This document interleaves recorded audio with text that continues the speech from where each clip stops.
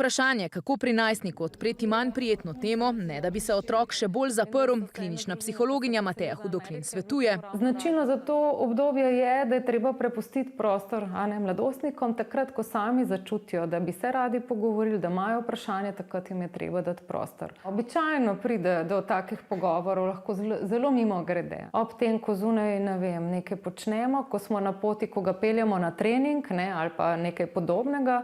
Kaj pa pri družinah, kjer tako velike povezanosti, zaupanja ni? Takrat je zelo na mestu, če imajo malo širšo socialno mrežo. Zdaj, vrstniki so en tak način oziroma naslov, kamor lahko se obrnejo, zaupajo, se pogovorijo, ampak je pomembno tudi, da imajo vsaj kakšnega odraslega v svoji okolici.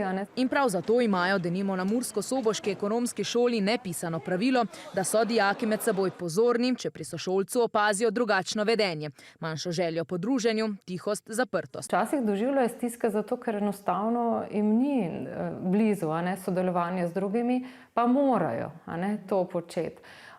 Potem pa je tukaj še en moment, ko ga mi odrasli velikokrat pač nekako malo spregledamo ali pa mu ne pripisujemo tako velike pomembnosti. To je pa v bistvu ena virtualna resnična življenja na spletu. Saj ima dogajanje v virtualnem svetu za otroke enako težo kot tisto v realnosti.